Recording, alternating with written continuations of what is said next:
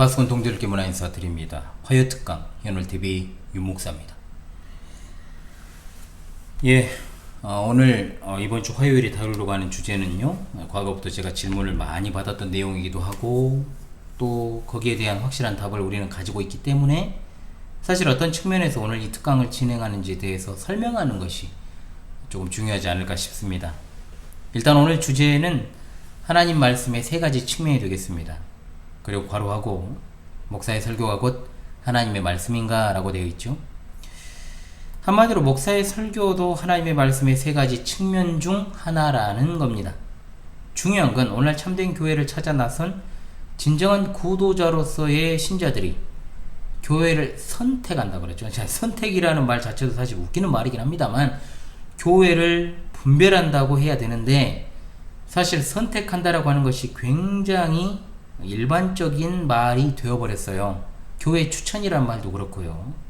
교회 추천이란 말을 오늘과 같이 진짜 많이 사용하는 때가 없잖아요. 참된 교회와 거짓 교회를 분별하는 가장 중요한 시금석이 바로 말씀 아닙니까, 여러분?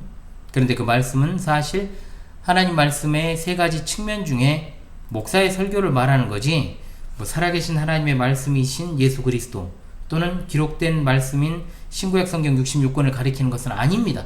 그렇잖아요, 여러분? 인정하시죠? 우리가 신자로서 이 지상의 여정을 살아가는 한 정상적인 신앙생활 하는 사람이라면 당연히 목사가 전하는 이른바 설교와 그리고 성경 해석을 죽을 때까지 들을 수밖에 없기 때문에 저는 참된 교회의 표지라고 할 수 있는 말씀의 참된 전파를 기준해서 오늘 이 강의를 진행하고자 합니다. 아무쪼록 다소간 도움되기를 바랄 뿐입니다. 세상에는 완벽한 설교, 무결점 설교라는 것은 없습니다. 왜냐? 그 설교를 전하는 목사가 일단은 완벽하지 않고 무결한 인간이 아니기 때문에 그렇습니다. 물론 저는 설교라는 말을 사용하지 않고 교회 내에서 강설이라는 말을 보편적으로 사용합니다. 설교라는 용어는 그저 지금 일반적으로 너무나도 보편적으로 사용되는 용어니까 제가 사용하는 것임을 밝힙니다. 그런 차원에서 여러분이 참된 말씀을 분별한다고 하면서 그것이 무결점의 완벽한 설교를 찾으려는 시도는 되어서는 안 된다는 것을 분명하게 말씀드리고 싶습니다. 그리고 그 반대로 내가 원하는 설교를 찾는 시도 또한 되어서는 안 된다. 이걸 갖다가 말씀을 드리고 싶습니다. 적어도 개혁파의 성경 해석 원리와 올바른 신학과 성경 교리에 근거한 설교라면 대체로 우리가 신뢰할 수 있다라고 하는 것이며, 분명한 건 여기에 설교하는 자 자체의 어떤 음성, 설교 기법, 또 전달하는 방법 등은 포함되지 않는다는 겁니다. 우리는 참된 말씀을 찾는 것이지 고성능 스피커를 찾는 것이 아니기 때문입니다.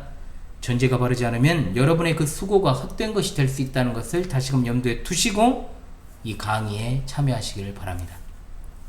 일단 하나님 말씀의 세 측면을 살펴보도록 하죠. 많은 이들이 목사가 전하는 메시지, 즉 설교도 하나님 말씀이냐, 또는 목사의 설교를 들을 때 그것을 하나님의 말씀으로 받아야 하는가, 이런 어떤 질문을 던집니다. 거기에 대한 대답은 물론 그렇답니다. 물론 그렇다. 그러면 이런 질문이 뒤이어 바로 따라오죠. 그러면 목사가 전달하는 메시지는 모두가 다 하나님의 말씀으로 받아야 되고 거기에 순응하는 것이냐, 순응한 것이 맞느냐, 거기에 대해서는 저는 말합니다. 물론 그렇지 않다. 앞서도 말씀을 드렸습니다만 목사의 전하는 메시지 하나하나가 모두가 다 오류 없는 하나님의 말씀이 될 수 없습니다. 이건 당연한 거 아닙니까, 여러분? 그럼 어디까지가 도대체 하나님의 말씀이고 어디까지가 인간의 말이냐? 명확한 기준이 없습니다. 하나님 말씀의 세 가지 측면 또는 세 종류의 말씀을 일단 우리가 살피고 들어가십시다. 첫 번째, 살아계신 말씀이신 예수 그리스도십니다. 두 번째, 기록된 말씀으로 신구약 성경 66권입니다. 세 번째, 이번 시간에 화두가 되는 선언되는 말씀입니다. 즉 말씀, 즉 설교와 전도 메시지를 말하죠. 살아계신 말씀은 삼위일체 하나님의 제2위 되시는 성자 예수 그리스도시며, 기록된 말씀은 우리에게 있는 신구약 성경이고, 선언되는 말씀은 설교 또는 전도 메시지라 불리는 것인데, 보통 선포된 말씀이라는 표현을 쓰지만 제가 선포라는 용어 정의에서도 말씀을 드렸습니다. 이 선포라는 말을 갖다가 다른 의미로 사용하는 자들이 있기 때문에 성별하기 위해서 우리는 주의해야 한다.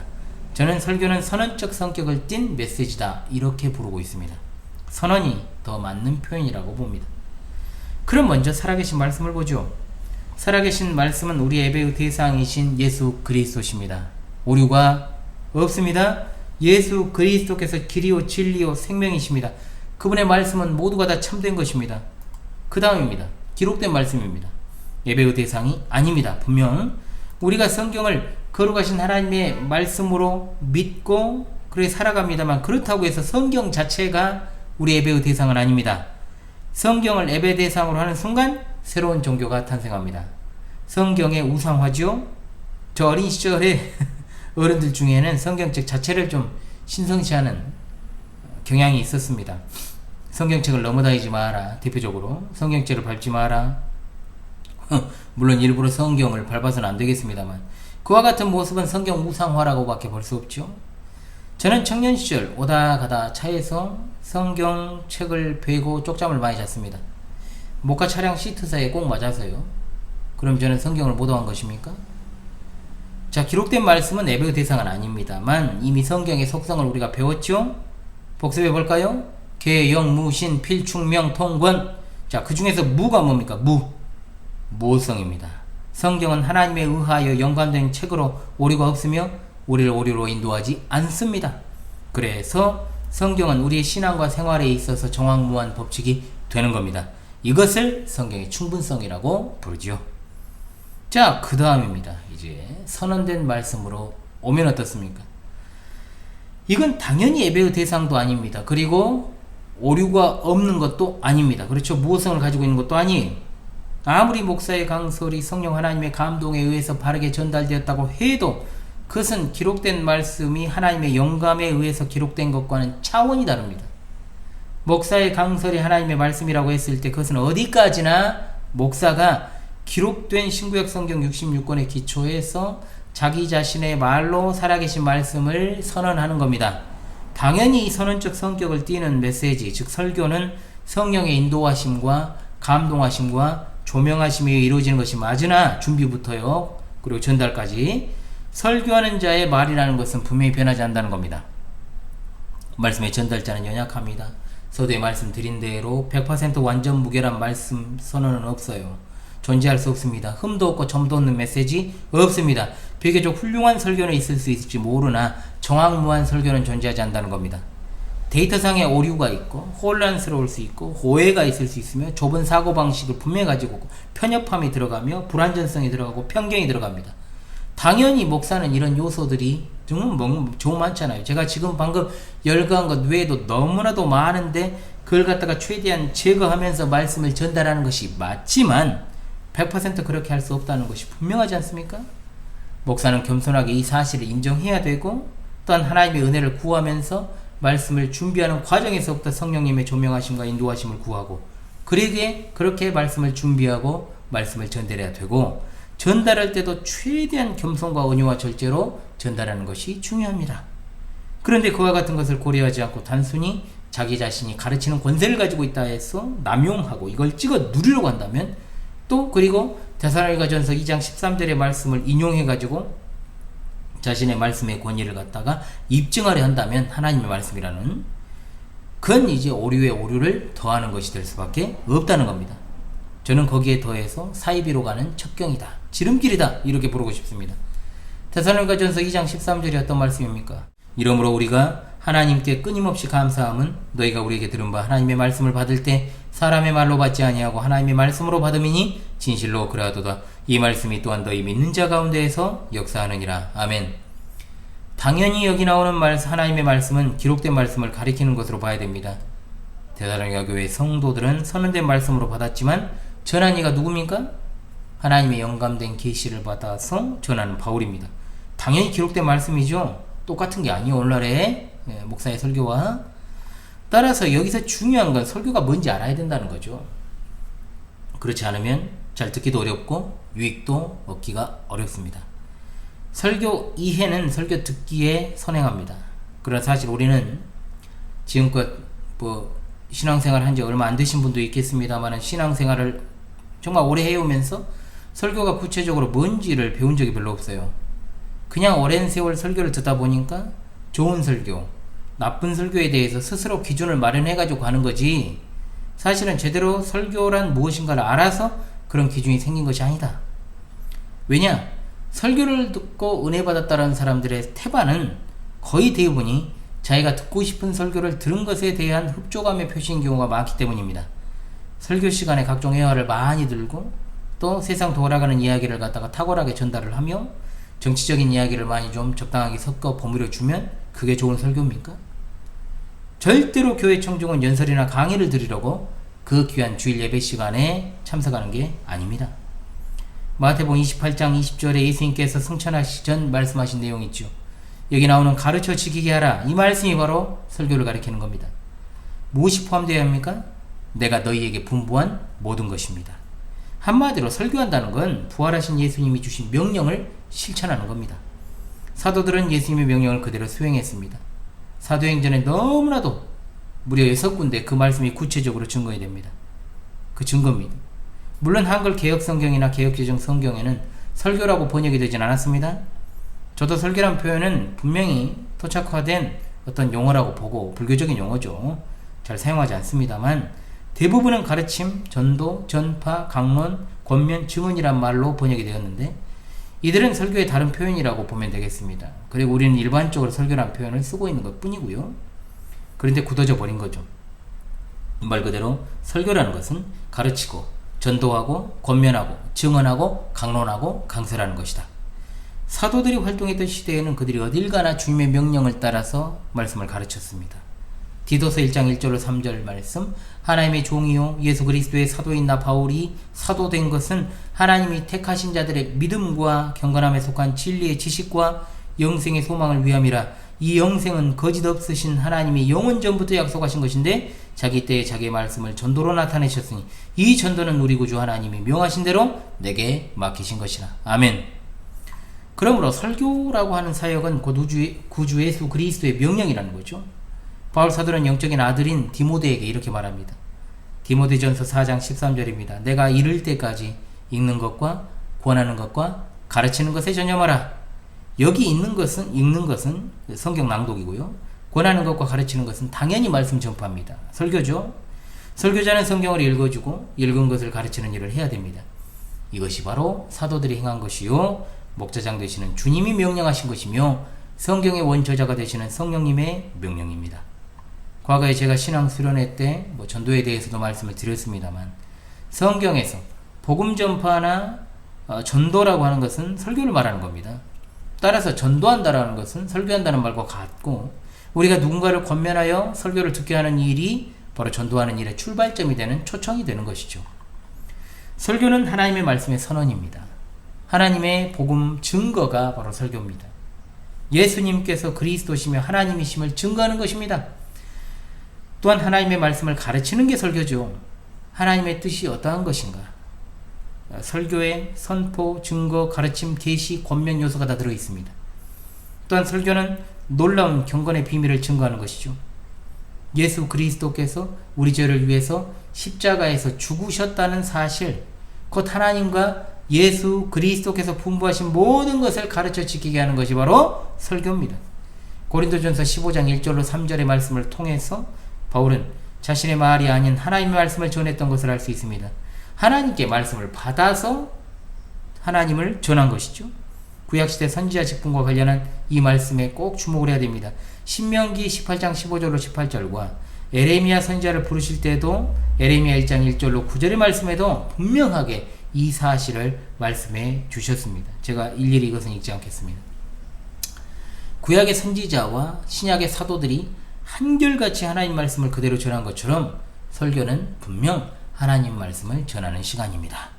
목사는 선지자나 사도는 아닙니다. 그러나 그들의 직임을 이어받아 완성된 계시 진리를 전하는 교회의 직분자입니다. 그러므로 하나님 말씀을 전하는 것이 설교입니다. 따라서 그 시간에 개인의 생각, 의견, 소신 따위를 적당하게 버무리고 섞어서는 안 되는 거죠. 개인의 간증은 더더욱 안 됩니다. 설교자 자신의 가치관이나 인생관을 설교에 담으려고 해서는 안 됩니다. 안 좋은 설교에 자주 등장하는 용어가 뭔지 아십니까?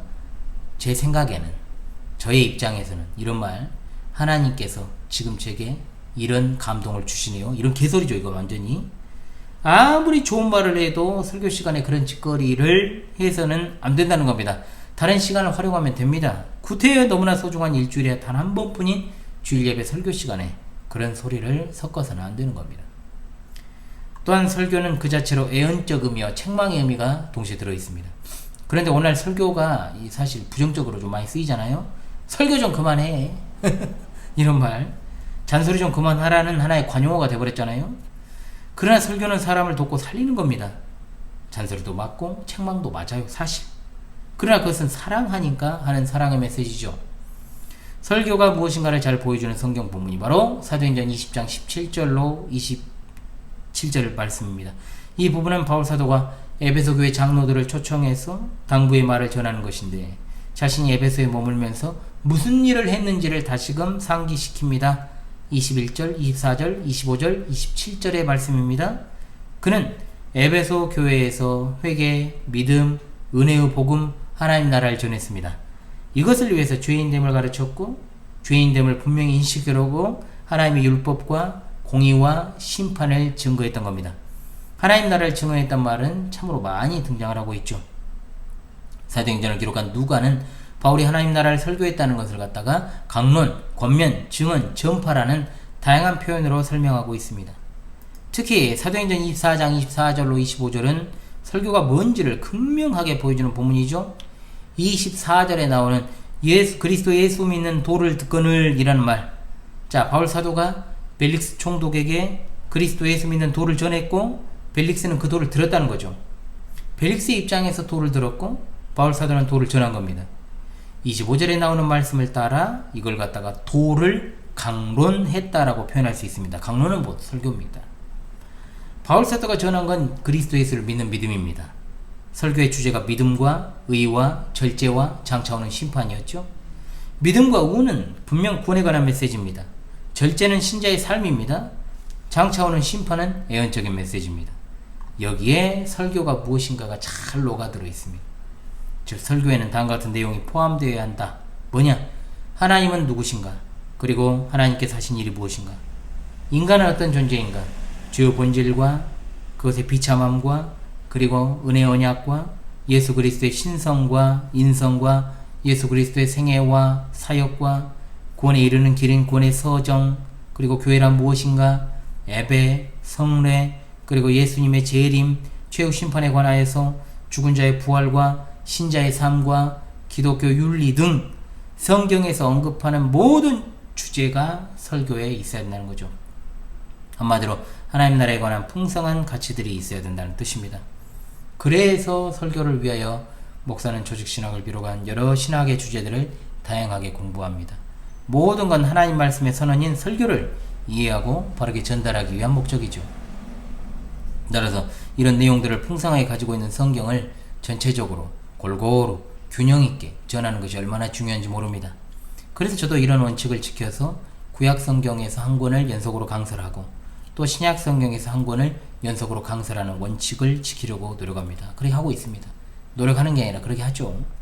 설교자는 설교를 통해서 삼위 하나님의 위대하신 그 사역을 증거하고 그리스도를 통한 구원의 역사를 전파하며 아직 믿지 않는 자의 회심을 요청하고 이미 중생하여 그리스도인으로 살아가는 자들에게 그에 걸맞는 삶을 살아가도록 요구하며 장차 오실 그리스도에 대한 소망을 담아냅니다. 이 중 어느 하나만 강조하면 안 되고 온전히 정말 골고루 균형 있게 전해야 되는 것이죠. 따라서 가장 좋은 설교는 본문이 무엇을 말하고자 하는가를 전하는 것이 되는 겁니다. 가령 본문은 지금 성경의 영감에 대해서 분명하게 기록하고 있는데 그것과 상관없이 예수 그리스도의 십자가를 이야기하면 아무리 내용이 옳은 것이라고 해도 좋은 설교는 될 수 없다는 거죠. 아무리 내용이 좋아도 본문을 읽어놓고 다른 소리를 한다면 쇠고기 걸어놓고 개고기 파는 격이다. 사쿠라 설교죠. 결코 좋은 설교도 아닐 뿐더러 제대로 된 유익을 줄 수도 없습니다. 설교는 하나님 말씀을 그대로 전하는 사역이라 그랬습니다. 목사는 이 일을 하는 사람입니다. 따라서 사람들이 듣기 원하는 것을 말하는 사람은 설교자가 아니라 세 글자로 보다 약장수입니다. 문제는 약장수는 뭐 하려고 하는 사람입니까? 약을 팔기 위해 사람들이 듣기 원하는 말을 하는 사람입니다. 결국은 이 목사가 약장수가 되었을 때는 사람들의 영혼을 파괴시키버리고 만다는 거죠. 약장수의 설교 아닌 설교를 들으면 들을수록 영혼은 피폐해지고 굶주립니다.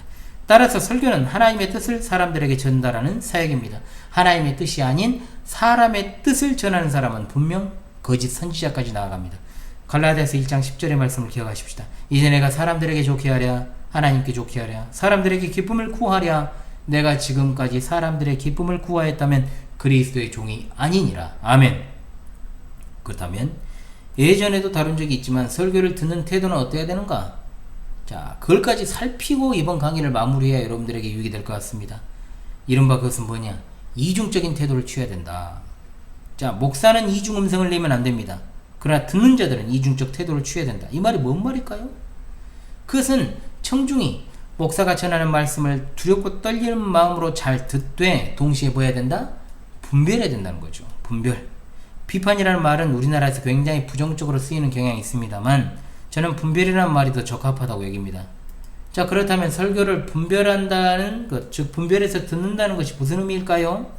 이미 등장했던 말씀이 있습니다. 먼저는 사도행전 17장 11절입니다. 여기 나오는 베레아 사람들을 가리켜서 누가는 이렇게 말하죠. 데살로니가에 있는 사람들보다 더 너그러워서 개역 한글과 바른 성경은 더 신사적이어서 제네바 바이블은 더 예의 있는 사람들이라고 번역을 했습니다.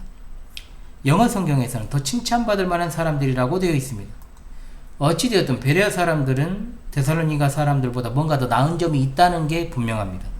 그렇다면 데살로니가 교회 성도들은 설교를 들을 때 그것이 사람의 말이 아닌 하나님의 말씀으로 받았다라고 우리가 아까 제가 서두에 말씀을 드렸죠. 그 결과 말씀이 데살로니가 교회 성도들에게 역사했습니다. 이 정도만 돼도 사실은 정말 괜찮은 것임에도 불구하고 베레아 사람들이 이들보다 더 낫다 했습니다. 그것은 바로 베레아 사람들은 거기서 더 나아가서 이것이 그러한가 하며 날마다 성경을 상고했다는 겁니다. 지금 듣는 설교를 분별했다는 겁니다. 그래 누구 설교?